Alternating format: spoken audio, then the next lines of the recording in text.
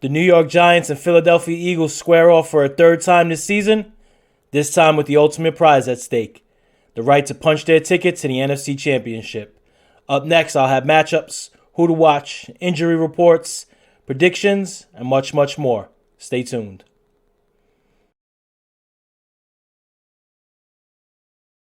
What's up, Giants fans?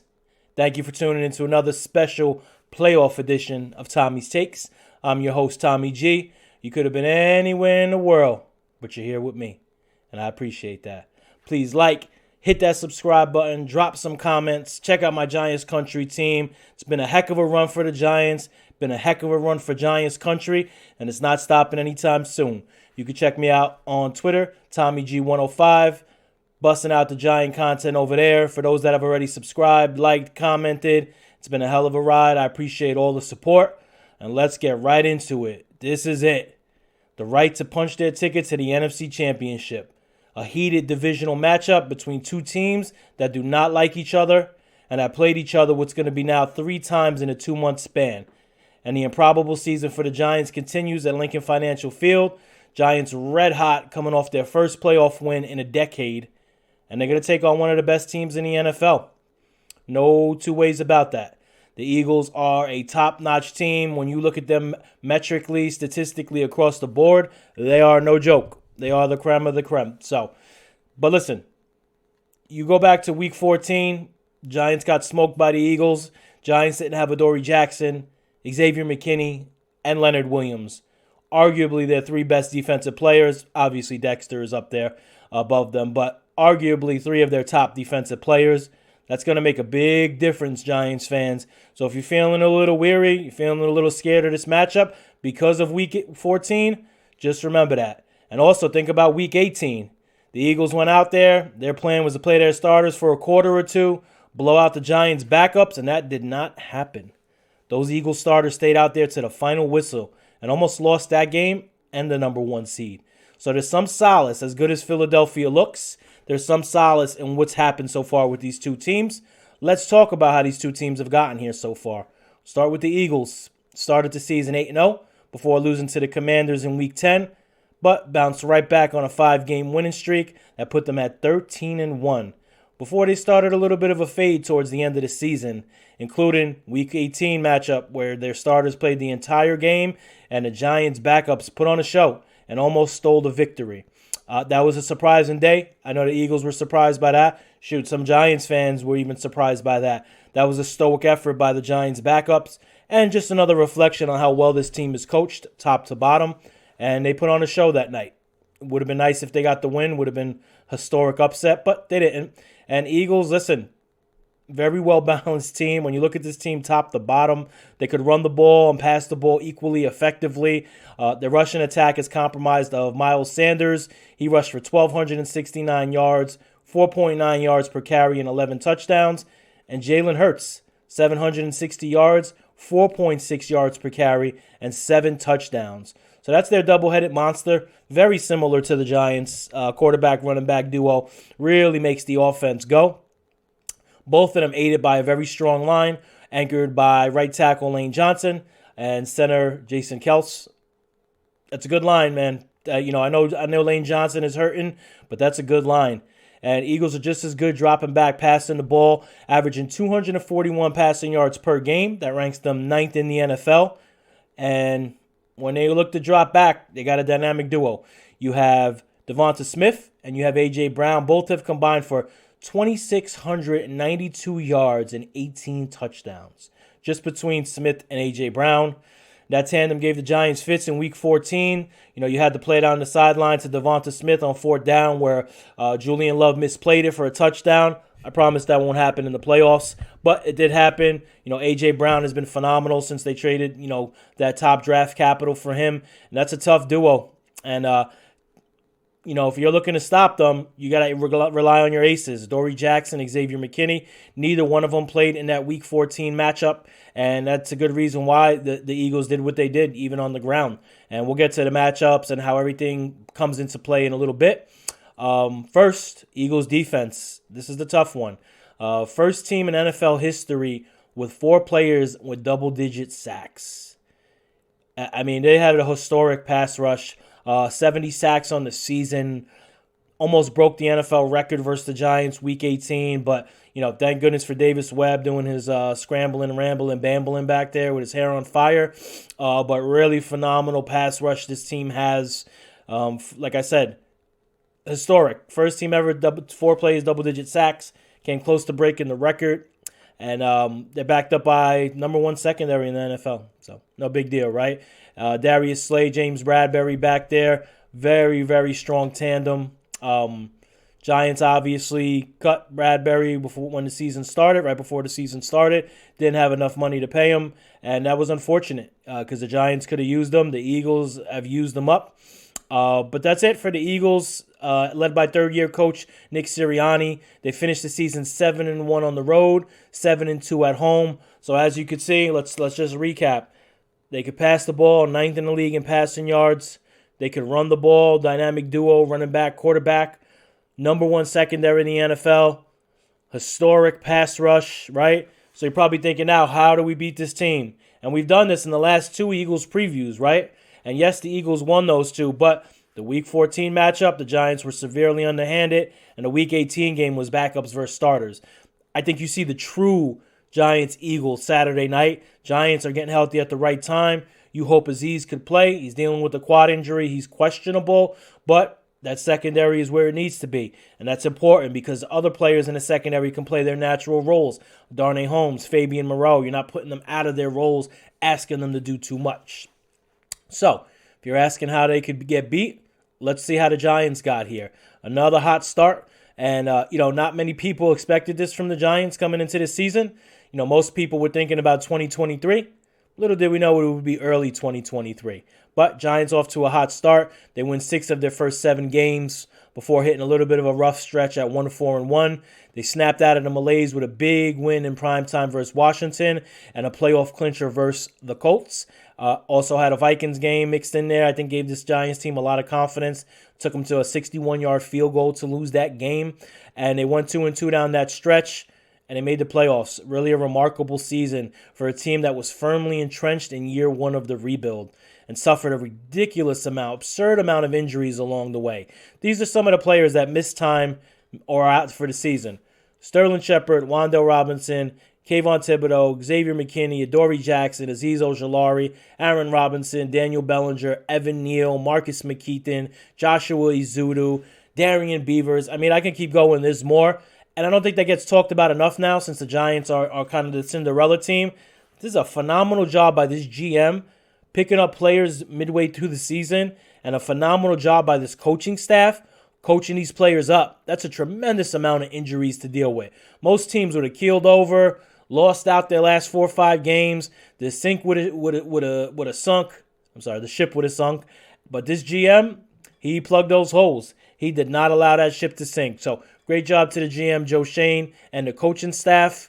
Bringing in players like Jalen Smith, Fabian Moreau, Landon Collins, Isaiah Hodgins, players that are still making plays here in the playoffs. Phenomenal job when you see head coach, coaching staff in lockstep with the front office and the GM.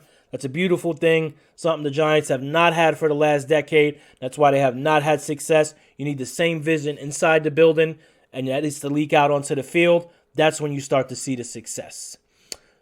Giants team looks completely different than it did midseason.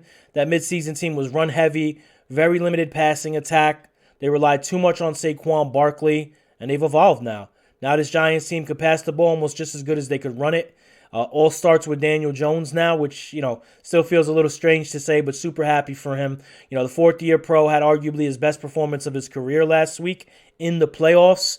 Passed for over 300 yards, rushed for over 70 yards with 2 touchdowns. First player in history to ever do that, Daniel Jones. Shows you where his progression has gone. He's playing smart, confident, clean football. You can't really ask much more from Daniel Jones right now. I mean, if you watch that Vikings wild card game, he's running the ball all over the field. He's taking big hits. He's stiff-arming people. He's lowering his shoulder. I mean, he's doing everything he can to help this Giants team, and he's been phenomenal. And his offensive teammates are clearly inspired by that. If you're watching this game on the sideline, they're all over Jones on the sidelines. He's pumping them up. They're pumping him up. And who's number one pumping everyone up? Saquon Barkley. the fifth-year pro enjoying a career season. And most importantly, has stayed healthy. Barkley rushed for over 1,300 yards, 13 TDs, including 2 in the wild card victory, and he's been phenomenal. Can't say enough about Barkley. He's fixed his pass protection. He's a tremendous leader. He's done everything the Giants have asked of him. He has just been phenomenal. He's Jones' best friend out there. You could throw him the ball in space. He can make a play. He's cutting guys, juking, spinning, hurdling guys. It's just been a phenomenal season by Barkley. I still don't think he gets enough credit for the performance he's put up this year and what he's contributed to Jones' success as well. But they are a dynamic duo. And you know what? On November 4th, there was an under-the-radar signing by GM Joe Schoen. Not many people really batted an eye out of it. It was a wide receiver named Isaiah Hodgins, cut by the Bills in his third year, injured his first 2 years, didn't get a chance to really display what he had. And my goodness, wow. Giants were in desperate need of wide receiver help after the failed signing of KG, the trading of Kadarius Toney, season-ending injuries to Sterling Shepard, Wan'Dale Robinson. And boy, were they right about this pickup. Hodgins so far this season, including the wild card game, has 41 catches, 455 yards, and 4 touchdowns. And he has made a world of a difference for this passing attack. This passing attack has opened up extremely well over the last 4 or 5 weeks, and he's a huge part of that. Great route runner, good size, soft hands. You've seen the catch on the sidelines, toe drag swag in the wild card game against Minnesota. Unbelievable pickup. And again, it's just a reflection of this GM and his coaching staff. Plucking players out of nowhere mid-season. Hey, we got injuries. We got holes. You're assigned.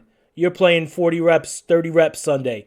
This Sunday, right? So, awesome job. And like I said, and I'll say it again, I think that's made the world of difference for this Giants team. Not caving into the injuries. Not giving up. Fighting. Bringing these guys on. Them believing in the mission. And producing. And, it'd be interesting next year to see the role Hodgins has on this offense. A lot of people want to debate if he's a number 1, if he's a number 2, if he's a number 3. Who cares right now? The guy's playing out of his mind. He's producing. He's become Daniel Jones' favorite target, and they're both ascending together.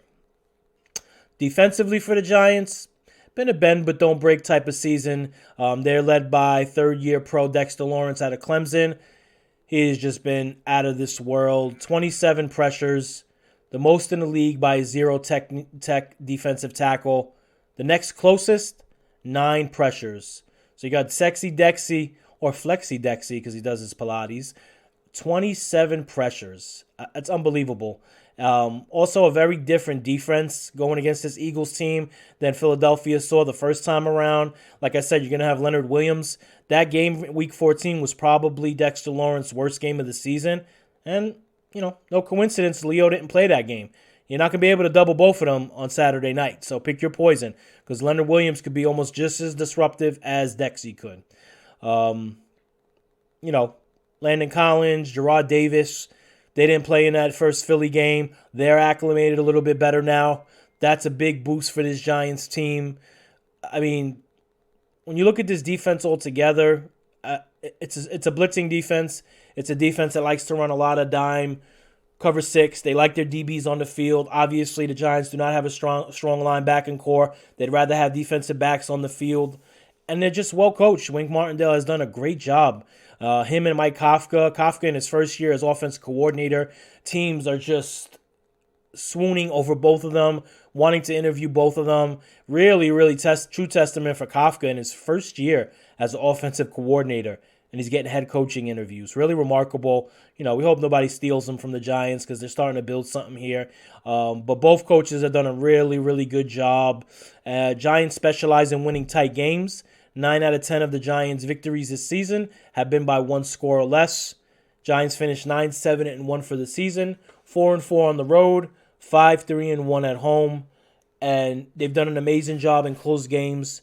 They've done an amazing job against better teams talent-wise. The Vikings team was a better team talent-wise. What's funny, the national media going into this game will tell you, the Giants have no shot. Giants are not going to win this game. Vikings are a great offense. Vikings had 13 wins. The Vikings. Then after the Giants beat the Vikings, it became, they had a bad defense, the Vikings. They won a lot of close games. They probably shouldn't have been there. BS.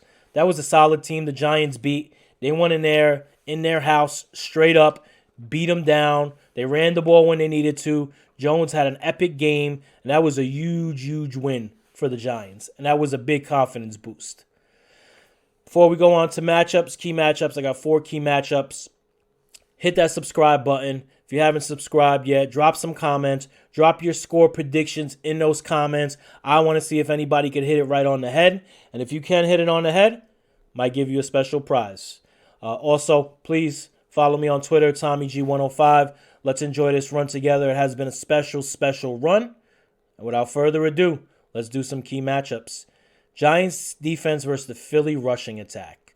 Eagles had 253 yards rushing in the first game. Giants have been a bottom 5 rush defense all season. Giants did do a good job in the wild card game, holding Dalvin Cook to 60 yards last week. And they're a better run team with X and Adoree and Leo out there. And they didn't have that in that week 14. I know I keep doubling back to that, but that's how critical that was. They didn't have those guys. That's why the Eagles put up over 40 points. As far as strategy-wise, I'd be shocked if the Eagles had the same success on the ground Saturday night. I look for the Giants to, blitz. Eagles are going to try to exploit that. Misdirections, draws, delayed handoffs. Doesn't matter. This is a different team on defense. You're going to have Dexter Lawrence and Leonard Williams holding down the middle. On the edges, you're going to have Kayvon Thibodeau. If Aziz can't go, you'll have Ward, you'll have Zimenez, a mixture of those two. I don't think the Eagles get their running game going like that at all. And they better not, because if they get the running game going, it's going to be hard to stop the passing game. But I think what you're going to see from Wink Martindale and what you're going to see from the Giants is more of a stacked box in the Week 14 game. The secondary was decimated with injuries. He wanted to protect them. Didn't stack the box as much, didn't blitz as much, kind of played more of a zone, which Jalen Hurts picked apart. I think that Wink has all his weapons at his disposal Saturday night. You're going to see more of a blitz. You're going to see Jalen Hurts getting pressured, and you're going to try to shake him out of the pocket. Pressure's going to come from up the middle, but that's the other part of the Eagles' rushing attack. Hurts likes to run the ball. He likes to break outside, and you don't want him to do that, because if he does do that, it's going to be tough. It's going to be tough to stop Jalen Hurts if he's scrambling wide open, and breaking contained. So that's something to keep a look for. But I look for the Giants to do a really much, much more efficient job against the run. And that leads into the next one. Giants defense against Jalen Hurts in general.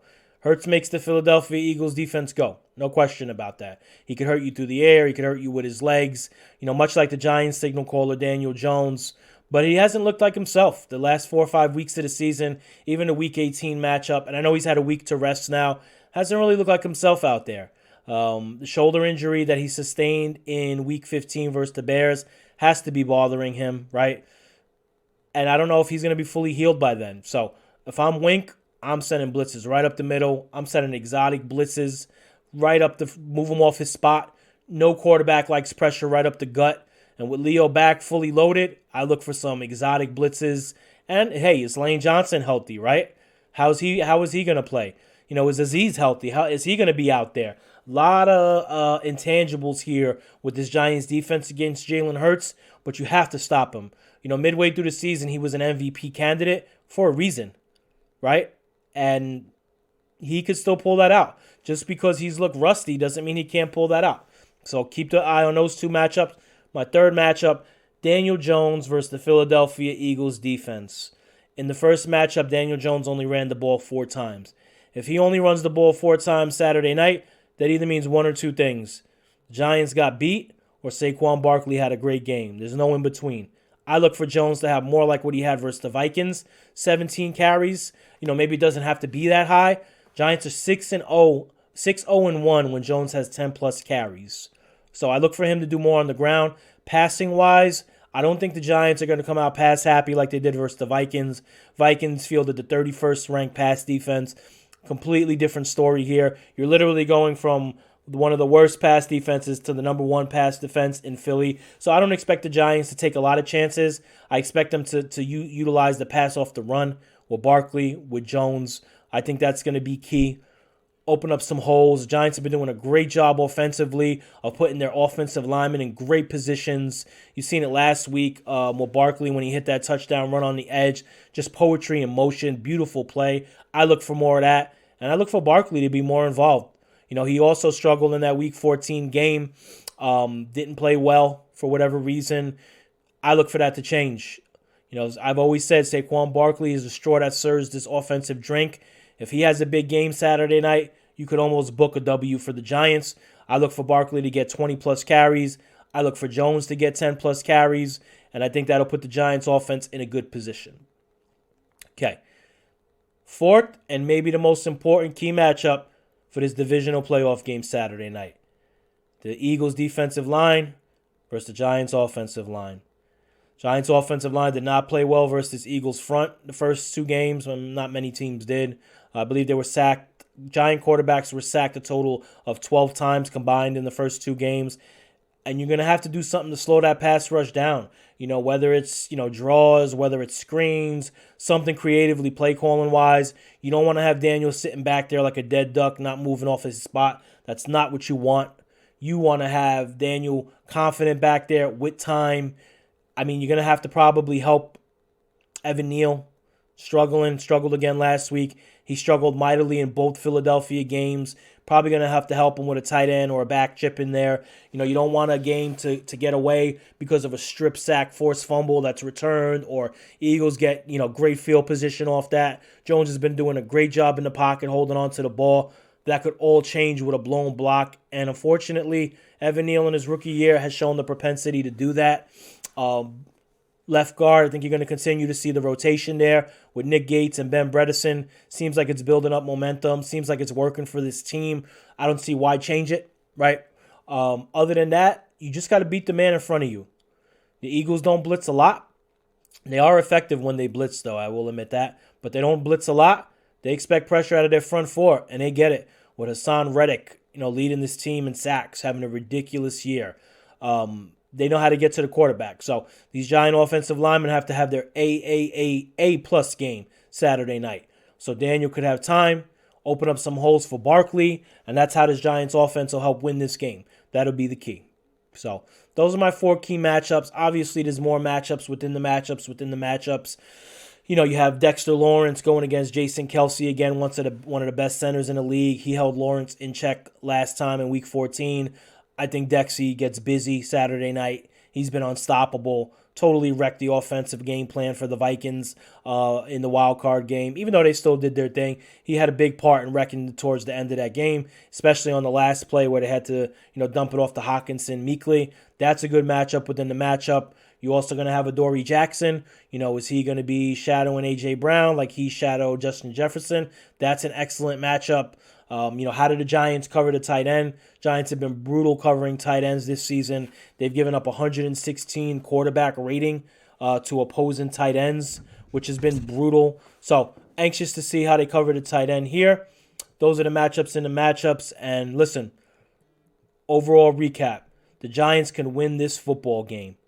Just believe, do what you did in Week 18 as far as strategy-wise, because you had this Eagles team on their heels. Even though they were playing a vanilla game plan, doesn't matter. You put up an outstanding performance. You have two of your captains back in Adoree Jackson, Xavier McKinney. You have Leonard Williams also back in the mix. You're getting healthy. You have a quarterback that's ascending. You have a superstar running back. You have a coaching staff that never gets outcoached. You have a front office that's in lockstep, playing phenomenal. And listen, at the end of the day, you need to go out there. You need to represent. Represent for the city of New York. Represent for this team. It's been a Cinderella run. You're playing with house money, but who cares? You keep going. And that's the special part of this Giants team. I don't think they know or care how good they're supposed to be, how bad they're supposed to be. Doesn't matter at all. They're locked in. They're playing well. They're playing clean football. Just continue that Saturday night. Don't turn the ball over. Play good defense. Play sound defense. Do what you need to do as a team. Force some turnovers. Don't turn the ball over. And those would be the critical keys. And the Giants could easily move on to the NFC Championship. All depends on some of those matchups. Got to win your matchups. You have to beat the guy in front of you if you're the offensive line. I look for Daniel Jones to continue ascending. He's been ascending for the last 4 or 5 games. You could really argue the last 4 games played are probably the best 4 games of his career. I look for that to continue. I look for Barkley to have a great night. This is all coming together for this Giants team. It has that special vibe to it. It has that 2007 vibe. Who knows what happens here on out? Like I said, a team playing with house money is a scary team. And a lot of teams in the NFL don't want to play the Giants right now because they're ascending, because they don't know how bad or good they should be, because they don't have those expectations on them. This is a special, special unit. I also look for the defense to get going better than it's been. At the end of the day, got to stop Jalen Hurts. Got to stop Miles Sanders. Flat out. And if you could do that, you'll win this game. So that's it for today. Appreciate everyone stopping in. Please like, subscribe, turn those notifications on. Check me out on Twitter, TommyG105. Drop your predictions in the comments. Go Giants. Peace.